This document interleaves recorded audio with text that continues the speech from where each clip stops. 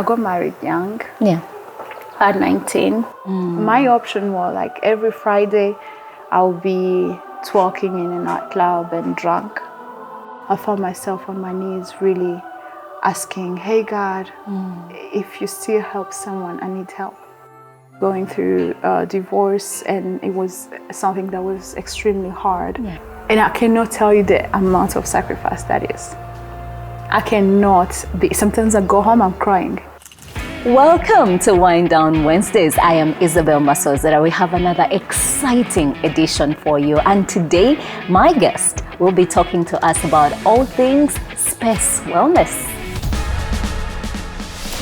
Okay, I hope my mom will never see this. Isabelle. I had tasted a little bit of fame. I had tasted a little bit of success. You know, I think it was something that I was so privileged, but I never was so fulfilled. Welcome to Wind Down Wednesdays. I am Isabelle Masozera. We have another exciting edition for you. And today, my guest will be talking to us about all things space wellness. Welcome to the show. Thank you, Isabelle. It's so lovely to see you in your beautiful space.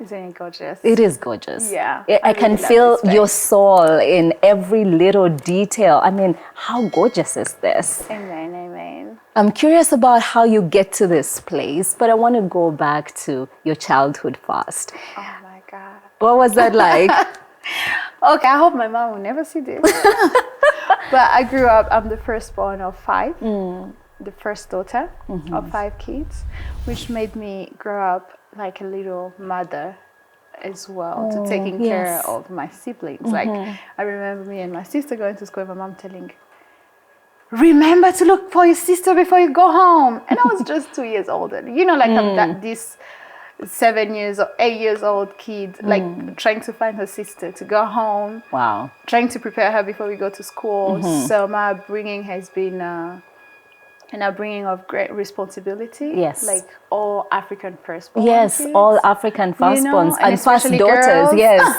Yes. And I'm so grateful because it gave me a foundation of stability and responsibility. Yes. Big time. Big time. I feel like I get that energy from you. Like, even when we were getting ready to shoot, you were so involved in making sure, you know, this is what we're doing. What do you need? You have that nurturing thing about you. Yeah. When you were a little girl, I don't know if you can think back on the days when you were 5, 4 years old, were you, or even 6, 7, were you always that little girl that just wanted everything organized, was helping out, arranging home and making sure everything looks great? I mean, I didn't want that. I wanted to play with other kids, but my mom wanted me to help in the house. Okay. So I always had to help cleaning. I loved plants.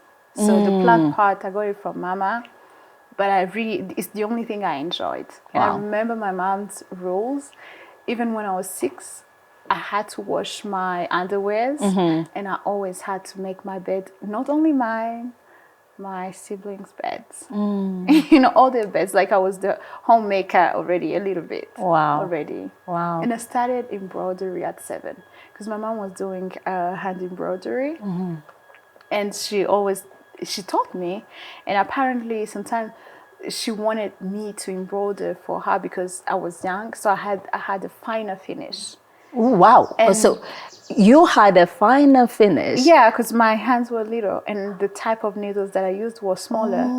So it gave her like a very clean finish, and she loved it. And then what I love about my mom, she started paying me.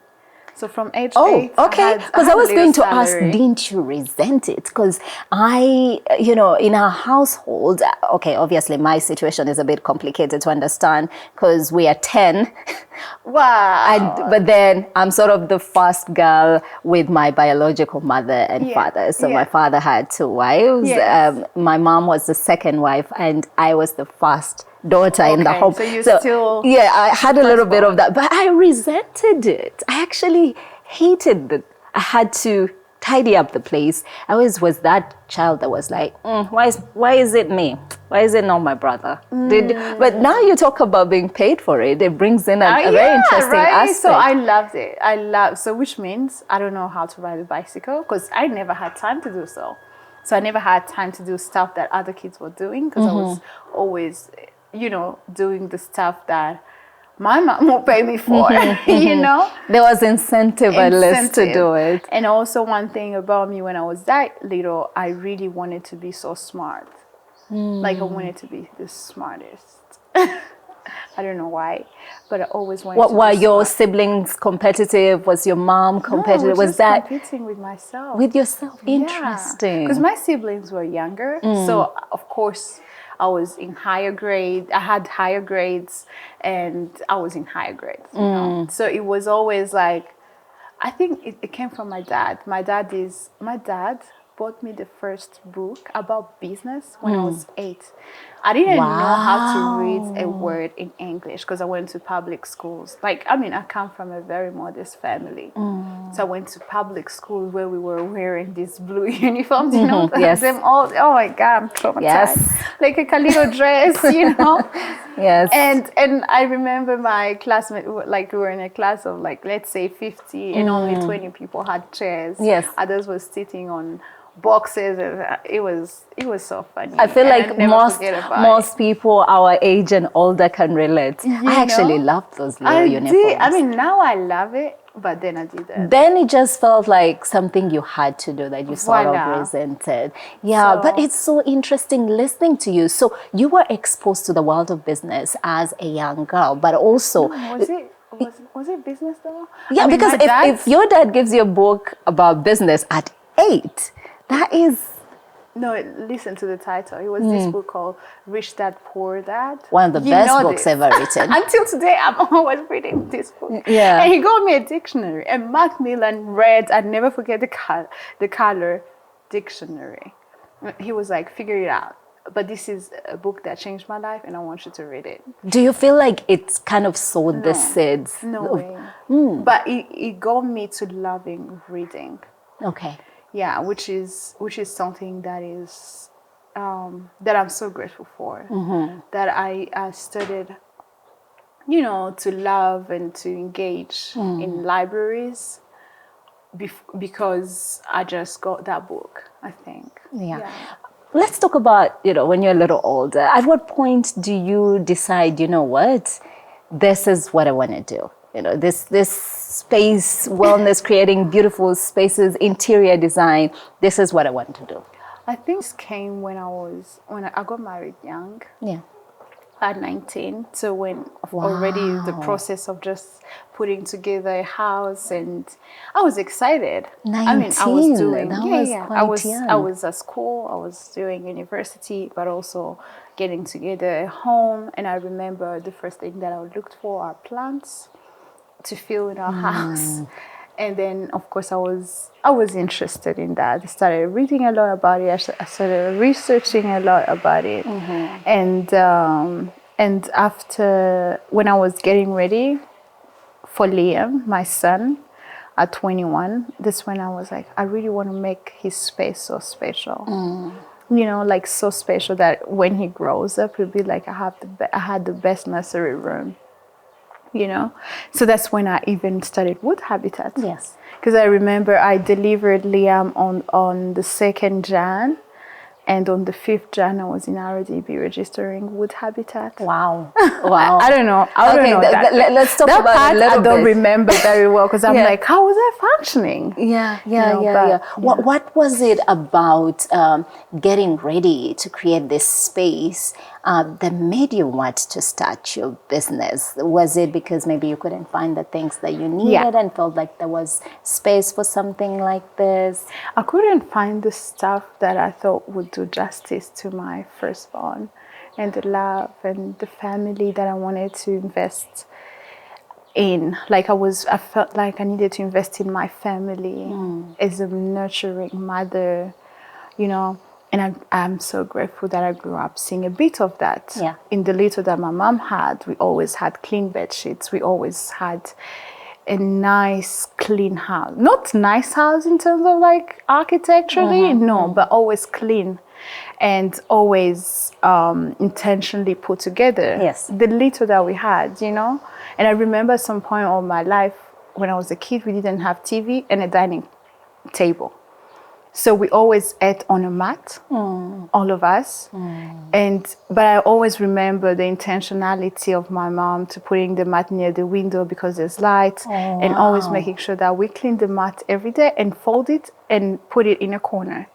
You know, those little things, those little habits built me to when I went to my home, my own house. I started thinking, you know, what type of cups, what, you know. Yes. And then that gave me more and more appreciation and love to spaces. And here I am. Wow. I mean, every little corner, from the cups to the pillows to the plants, you see that, like things that you're talking about came to life. But I want to go back a little bit to your baby.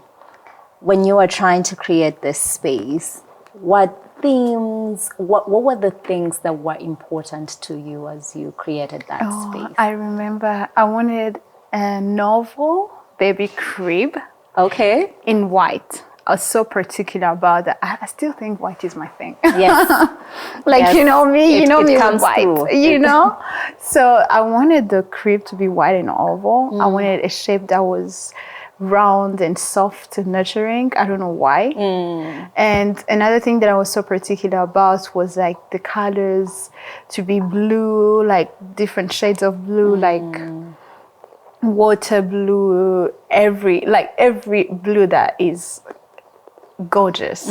And that got me to Google a lot, to learn a lot about the shades of colors, and to even enroll in a carpentry class that was administered by MIT. It was very rare, and I think it was a season that I had a friend at MIT that we graduated high school together, and he said, hey, look, what's so funny? I found like at school they have this specific course. It's a short-term course that is called Carpentry for Builders, you know, and then he was like, check it out. And then I went online. There was an online session of that. So I enrolled, and then they accepted. And then I was in this platform of like amazing carpenters and architects from around the world. Like we had, you know, like this was like the crème de la crème in the carpentry and architectural world. And I think all these bits built me to be so intentional about actually, I think what people see, they see my interior design capacity, but I want them to also see the building and the finesse and the craftsmanship. I mean, I see it production. When you look at what you have built. And I remember reading a little bit about your story. It's the details for me, and it's the passion. I think you were in Milan when you put out a comment and said that when it comes to textile, it should be feminine because the way it kind of guides the path for positive energy. I remember reading about it and thinking, okay, I see where you're going, but can you explain that a little bit? Yeah, no, the love that I have for creativity, it goes like far beyond interior design. I'm very sensitive to texture. You know, I've been working with wood for the past 8 years. And I think wood is a material that people think is hard, but it's a very soft material because it transforms so much. The grains are never the same. The colors are never the same. And then recently, over the past 4 years, I started doing a lot of research in textile. Like when you see all these pieces, even my own shirt, I'm always really into what is this textile bringing. And I don't only look at the technical aspect or the architecture aspect of furniture or spaces. I also look at the spiritual aspect of it. Yes. And I want to get back to you on the spiritual aspects, but for you who's watching, we're so glad you chose Wind Down Wednesdays today. We're talking about space wellness. Did you know that your atmosphere can contribute to your well-being, and that is what our guest today is talking to us about. Spirituality, how does that tie into what it is that you do? Oh my God, it's everything. I think the more I grow up in business, in in my career, socially, I am only understanding that life is purely spiritual. Like everything. I think spirituality is the third dimension of life. The first one being physical. I did physics, so I love physics and I love that foundation of physics. And then the second one being, intellectual and anything related to emotional, intellectual, anything that is mental. Then the third being spiritual. And when I look at my life as just a vessel, as a human being, I look at my body as the physical part. And then my intellect, body, mind, is my mind. And then the third, my spirit. And it's the spirit. And I think the spirit to me is the highest dimension of everything, because the physical aspect of life is just a vessel to express what the spirit is up to. And that's why even in my creation, we can talk about spirituality the whole day, but I have a few, over the past years, I've built a few solid habits about spiritual practices, but also I'm very intentional when I'm creating about the spirituality of aspect to being the leader aspect in everything in that your I'm creative creating. process. Yeah. What does that look like for you? Because I feel like it's a very personal thing and means a lot of different things to people. But I want to know what it means to you, but also how that translates when it comes to your creative process. Is it that you pray when you're creating these pieces? Are you listening to gospel music? Are you meditating? What does that look like? Yeah, okay. So I will just start with what spirituality is to me. I remember having this when I was a kid as well, at 8. I grew up in a Catholic family. And my spirituality started from religion, right? From a belief system. And I remember when my mom used to take me, we always went to church, but she definitely wanted me to go with her to the choir. I was in the same choir with her. It was the only thing that builds us a bond in a way, it was strong, but I loved the sense of calm and peace and love that came out of that, It is something that I grew up wanting to have. But of course, as I grew up, I found so many opinions about spirituality, and I tested some, but over the past 3 to 4 years, I became super intentional about it. I'm like everyone who still has breath in their lungs is a spiritual being. Yes, absolutely. And who's that creator of the breath that we breathe, who's beyond that, what is the only thing that is literally that generous to supply all of us with breath? And of course, when I started really going deep into that, I had the elements of never wanting to be religious in my spirituality, which I still stand for. I never want spirituality to sound religious or doctrines or I don't know. I never want it to be something that is rather social in the separation. Yes. And so to me, my spiritual journey started in just going deeper to ask myself, who created us? A personal kind of a longing. Okay. And I had tested a little bit of fame. I had tested a little bit of success. When you're just 25 and you're kind of the right path in your career and it's fulfilling and you're a mom and you are in a caring and nurturing household, and you have a family, and you're healthy, and Yes. you know, I think it was something that I was so privileged, but I never was so fulfilled. So then the more I studied, and I was so privileged to have friends who trusted me with their levels of success in life, you know, like success in marriage, success in career, success in every aspect of life. And I knew what success looked like, really. Not only the little that I had, but also for others who... What others were able to achieve. But I always sensed a deep sense of longing. There was something they were longing for. You know, there was something that we always all need to be connected to. And to me, that is God. Like the God of heaven, the God Father, the God and Jesus and the Holy Spirit. And the aspect of the Holy Spirit to me is so personal and so intimate. And I think I got so in love with God because of the Holy Spirit. Because like I remember going through a divorce, and it was something that was extremely hard.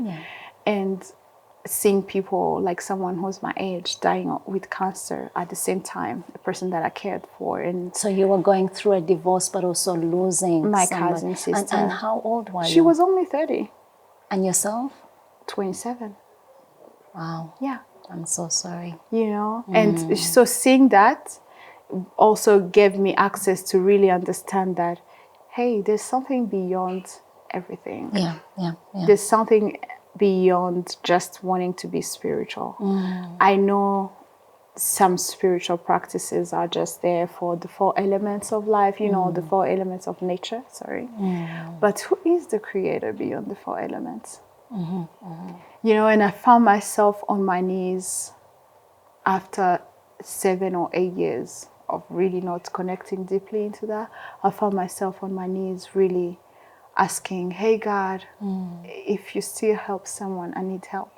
Wow. Because I knew that the options that I had in being so young and going through something that was... Something so big. So big. And complex. The options were very little. My option was like every Friday I'll be twerking in a nightclub and drunk. Or I'll be home taking care of my son and going to bed on time and nurturing the wounds so that I heal completely. Not that there is anything wrong with being in a nightclub talking. For some fun. If you're doing it from a healthy place, yes. Yeah, but if it's a distraction, from the pain, then not. Yeah, so that was clear choices that I had to make from a spiritual aspect, from a spiritual perspective. But also in my business, I remember being at different levels, but also when we really started to reach a level of success in what we're doing, we're a big team of 53 of amazing people. It's amazing. That are so competent. Like everything that you see here is made in Rwanda by Rwandan people who have very little background in what we're doing, but they're so committed to excellence. And one thing that I got from my colleagues, all of them, they pray for their jobs. All of them, they pray when they're standing in front of their workforce. Is that something that just happened though, or is that something that you became very intentional about when you're hiring people? No. Oh, wow. No. One thing... But I actually believe in energy, attracting energy. Yeah. But one thing I always believed when I started this job, I said, if I'm going to do this, I want to be excellent. I don't want to be average. I want to be extraordinary. Do you feel like that excellence is rooted in sort of like your values, because you seem to really lead with that excellence? This was sort of like the things that were embedded. So maybe I would say the way you were conditioned from a very young age, but also the spiritual aspect of it that, you know, makes you want to seek for higher, better, expansive versions of everything. It's the spiritual aspect of it. It's the spiritual. And every time that I'm leading a meeting or I have to do appraisal, you know, to tell people what they're doing right and what they're doing wrong, I always pause to say, I want everything to come from a place of love. not a place of That seems to be a criticism. theme across the board. Even looking at your social media pages, it seems to scream lead with love and excellence. Yeah. So that's, no, yeah, I am that girl who's believing that if I'm going to be successful in one area, it has first of all to be spiritual. Okay. Again, I have so many questions for you, but I feel like there's so much coming from this way that I just want to sit and listen. But let's go back a little bit to going through divorce. Yeah. I feel like I can relate because I experienced that at a very young age as well, as maybe 2 years older than you. How was that for you? Just from the point of realization, this is something that I am not going to stay in, and choosing to act on it. Do you feel like you had the tools to navigate that? How was that experience like in terms of even support systems, but also processing 19 and then a little older than that, a divorce? You were around what, 27, yeah? Oh, you're actually young, older. Yeah, older than me, but still the same. Yeah, but I felt like for me it was really a very complex thing to understand and process. I'm curious what that was like for you. For me, it was a certain moment I knew that our relationship was not going to be God honoring over the long run.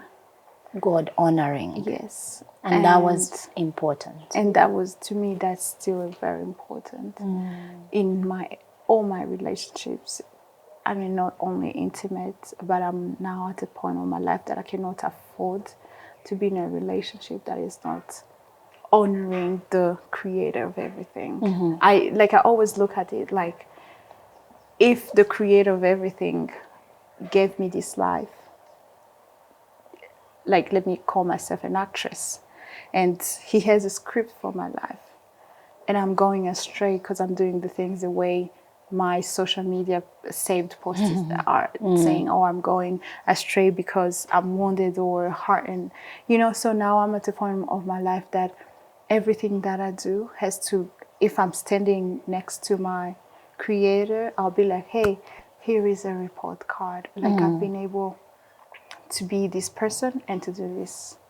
And so, yeah, it wasn't going to be a long run relationship, like God honoring in my sense, in my view. And I really love the way that everything came together, and the split was like almost like, so we're separate. Yeah.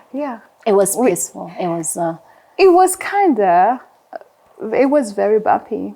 And I think divorce is something that is never going to be easy on anyone. No, yeah. Like heartbreak, divorce, when there are kids involved, it's the toughest thing. And until today, when someone tells me they're going through divorce or separation or heartbreak of any sort, I literally take a moment to even sit with them and say, I don't even know what to say, but I see their pain because I think it's really painful. So it was extremely painful, but I'm blessed to have, first of all, my team at work took over everything that I was not able to do. So I wasn't working at all. They stepped up, they did things I never imagined anyone was able to do. And also I was surrounded by great mentors. So I remember the first thing my mentor told me, we need to get you a therapist because you need to heal. And that's a good mentor. So I went through therapy, which was amazing. What was your instinctive reaction to the suggestion? I was like, I'm not therapy. crazy, I'm okay, There you go. What are you trying to say? I'm crazy, But she's a woman that I respect a lot. And coming from her and sharing that from her experience is something, literally, it's a habit. Something she does regularly. Yeah, even when she's not going through a life-changing experience. You have and then she was like, yeah, try it for once. And I was like, when I went to my first session, I remember this woman sitting next to me and asking me who I was. and I was lost. I didn't know who I was. I didn't know. So that to me, when I couldn't respond that with one sentence, I knew the way she was just listening and all that, but I was in my spirit. I was like, I don't even know who I am. Wow. And I remember that was just right before COVID, but it was a great homework for me to take home during COVID. And I love that everything. Then I went home, the COVID happened, but then that's when I figured out I am not just a mother. I'm not just a business woman. I'm not just XYZ. I'm not just a young whatever, anything that the social settings put names on. And I realized, okay, I'm not that. So I will brand myself as I'm just a child or a daughter of something that is super powerful and the highest That's beautiful. creator of everything. Because also I remember seeing people going through cancer. To me, the health aspect was never something that I never took. Like, I think it was so free that I almost took it for granted. I was like, duh, everyone who is, like, what is sickness? Until it was in my own household to see my cousin sister having a terminal cancer in less than a year, like, and she's dying.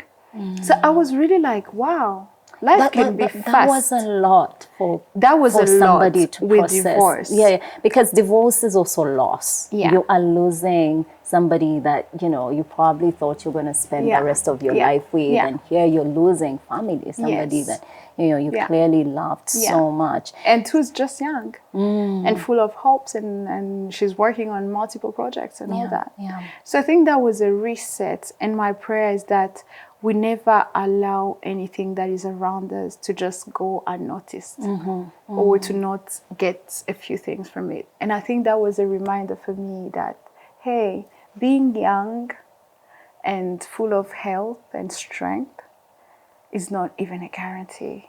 Not from a fear. It's a gift. It's a gift that you should just honor and always be aware, but also know that there is something beyond and beyond. Yes. So that was together with therapy. I really sat down I journal a lot. I write a lot. I started journaling even more and worshiping. Yes. Oh, I love that. worship. When we walked into this place to get ready for this, the first thing you said is, I need the Holy Spirit vibe going before we do this. And I was thinking, what is that? Yeah. And then it was, of course, my worship music. Yeah, worship to me, it was it was a discipline that ushered me into healing. I don't think therapy alone could have helped without worship. And what I loved about worship was that I was just connected to that amazing, almighty creator without looking at myself like I'm so messed up. That's what I love about worship, because it was just about him and not about me. And being able to see yourself through those eyes, through those lenses. Voila. I remember at some point, because like you said, it was multiple losses at a time. I remember at some point literally calling my mentor and saying, hey, I think I'm so tired of having bad news. Like, is there anything wrong with this season? Yes. And she was like, no, but I'm so grateful for that. And that everything really worked together to make me the woman that I am today, to value life. And where you are in terms of your healing journey, because dealing with loss, like I keep emphasizing, that's a very complex thing. Where are you at right now? Wow, now I am completely healed. I am. At what point do you realize or see it and notice it that you are actually healed? The first thing, I look at my routine, like my habits. There's nothing in the day, and it might sound arrogant, because I struggled with that for a long time. But there's nothing in this season of my life or over the past year, 2 years, that I just randomly do or find myself doing. Like everything comes from a place of intentionality and love, and there's a sense of peace and ease, you know, peace and ease and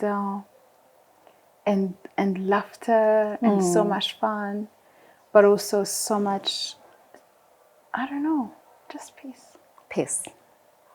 And for you who's watching, we're glad you're still with Wind Down Wednesdays, but I just want to take this moment to remind you, and we always do this, that it is okay to get the help that you need. We're talking, and to be able to say, I am healed, I'm in that space where I'm at peace.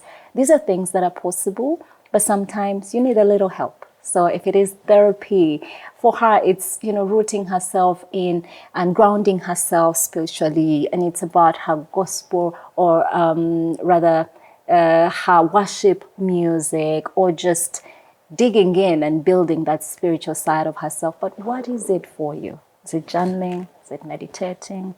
Is it getting friends? Whatever it is, it's okay to dig in, figure that out for yourself, and get the help that you need. So I want to talk motherhood. I feel like there's so much that I want to talk about, but your son, when you look at your everyday life, first of all, you're raising a biracial child. Yeah. I'm raising one, so I know maybe a little bit about how interesting that journey can be. How has that been like for you? Isabelle, the first thing, I will start from now, going backward. First thing, motherhood is my primary role in life.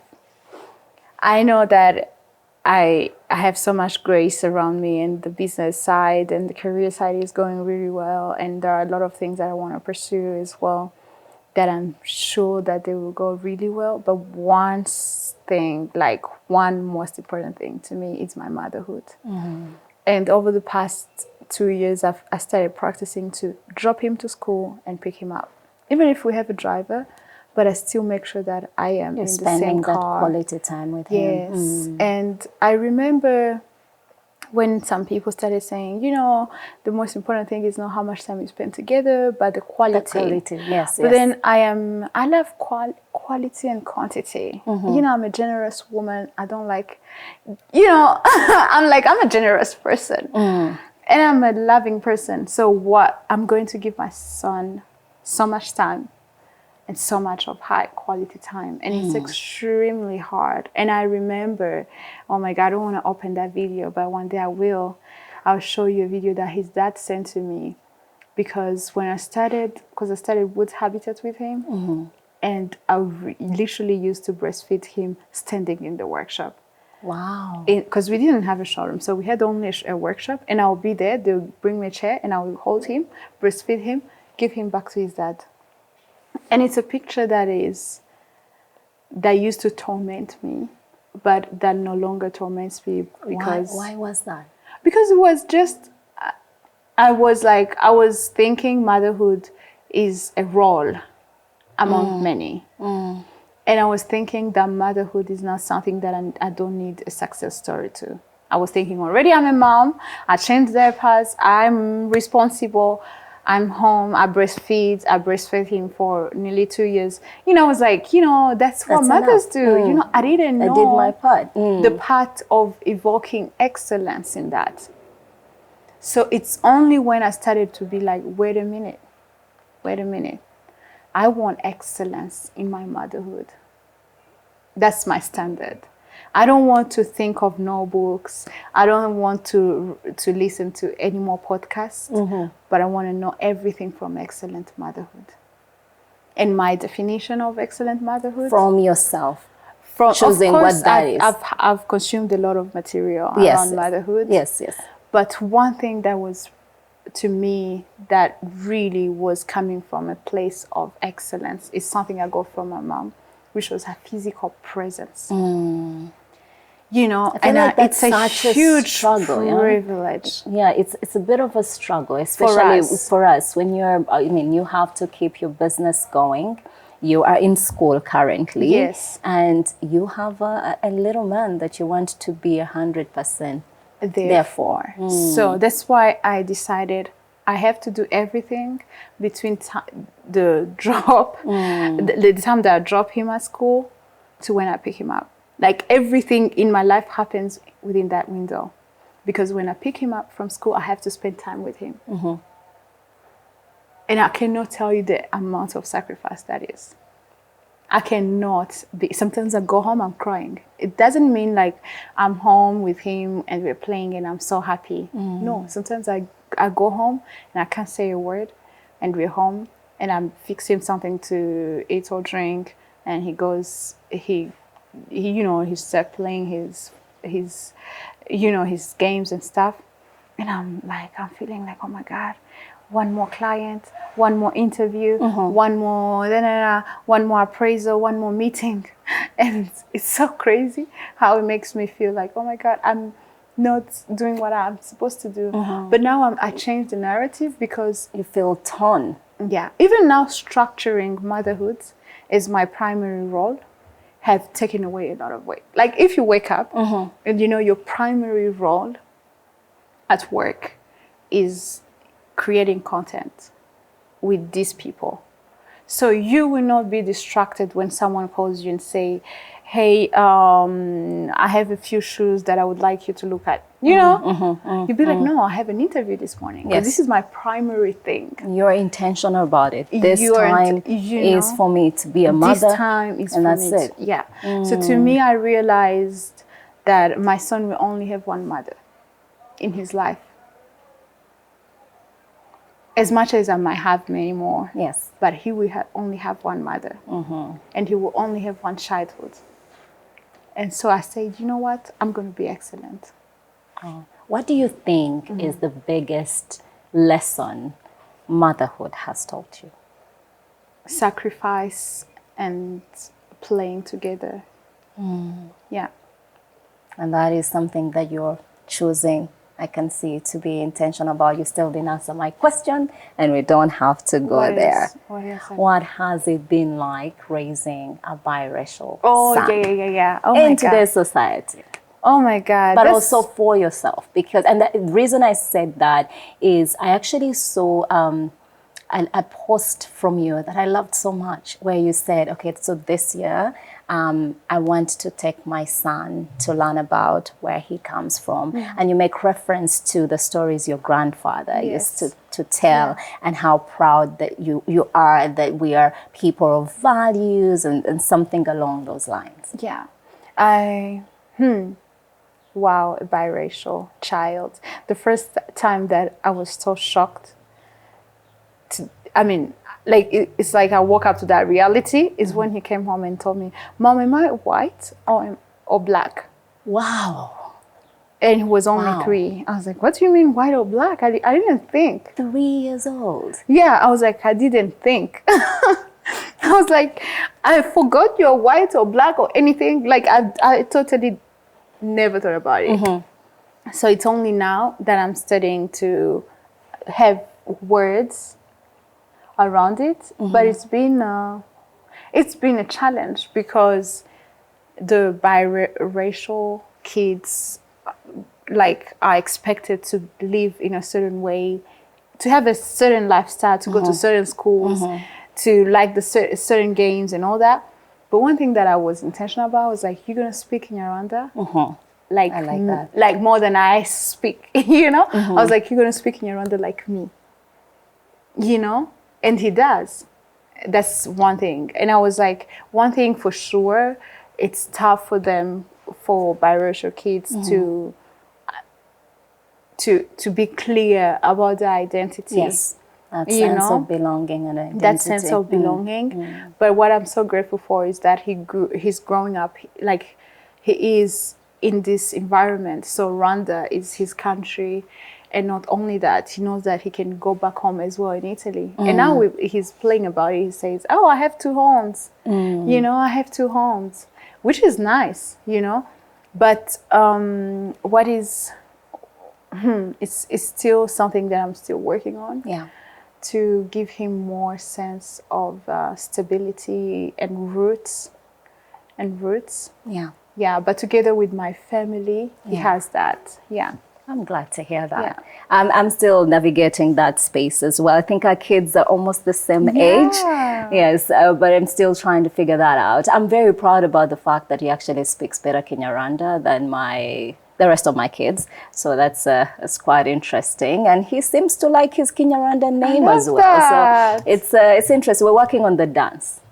He still has very interesting dance moves, but he's curious. Girl, you need to get a dance moves.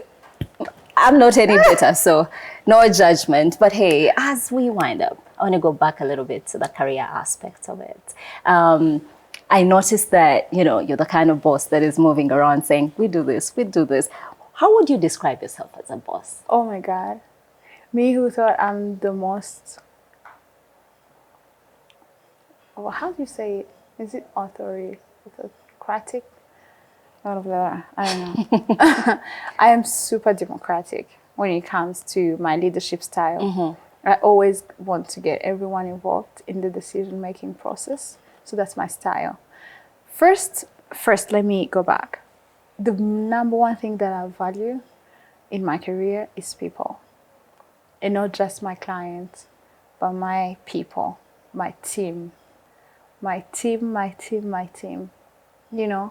And to me, I remember this time there was like an experience of someone, a service provider, having a little misunderstanding with one of my team members, and they started like, it was bad. It wasn't like kind, but it wasn't bad. It wasn't like a bad argument, but it was really unkind. And the way I intervene is just crazy. Like, then I looked at myself, I was like, oh, wait a minute, You're protective of the protection, your people. Yeah. To me, the protection, as much as I'm so nurturing to them, I'm also very protective. But also I think I got this thing from my mom of always being super assertive to what we need to achieve. So as much as I want people to have their opinions, I also want them to be responsible and accountable. Yes. And I think that's why even the quality process, even people who have experience with manufacturing always come here and they ask me, how do you do these processes in manufacturing and logistics? The finish. And the on finish. Everything here is just because also incredible. The capacity at Wood Habitat. I mean, we are serving around 60 to 100 homes every month. So this is a lot. This is a lot. But we thank God for that. We do. Blessing. It's a huge blessing. And it's a blessing that comes with a huge responsibility of being super structured when it comes to processes. Yes.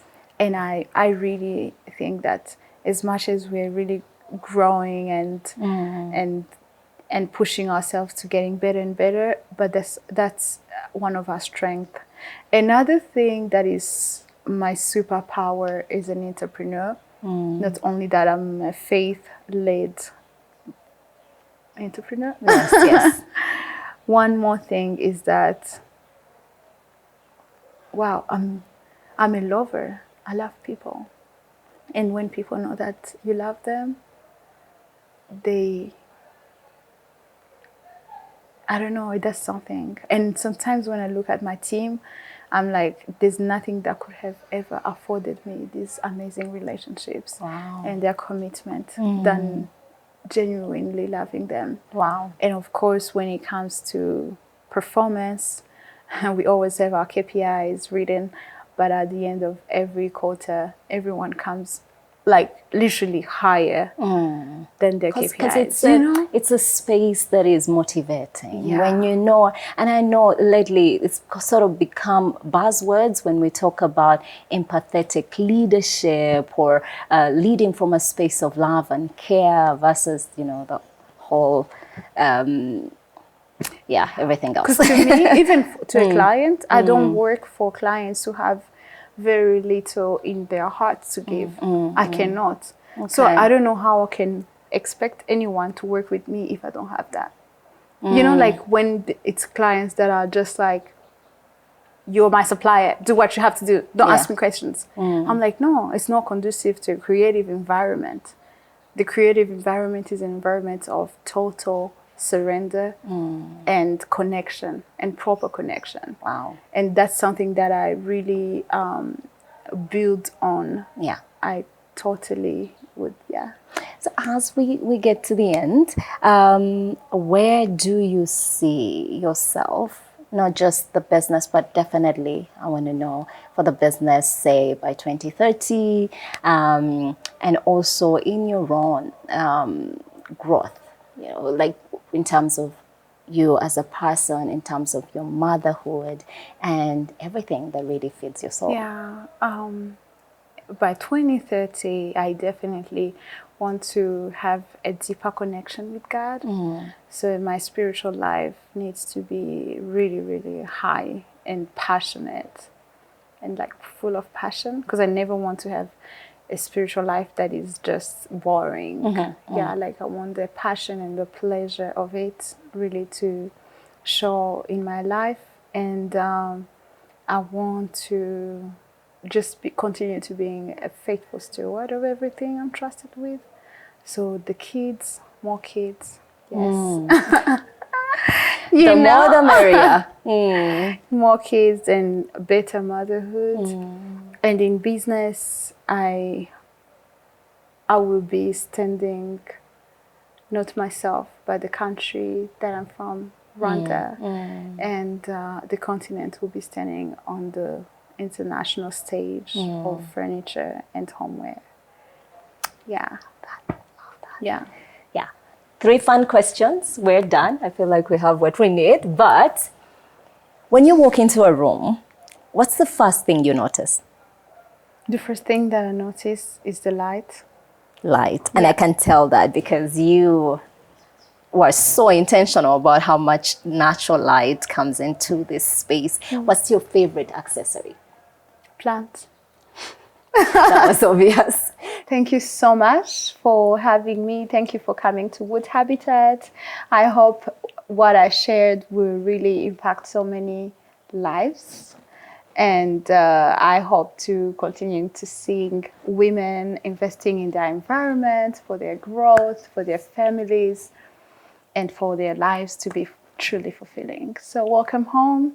Welcome to Wood Habitat. That's all that we had for you for this edition of Wind Down Wednesdays. I'm Isabelle Masozera, and we hope that you choose to create a space for yourself that feeds your soul, that nurtures your spirit. It matters where you stay, how you live, and the things that you surround yourself with.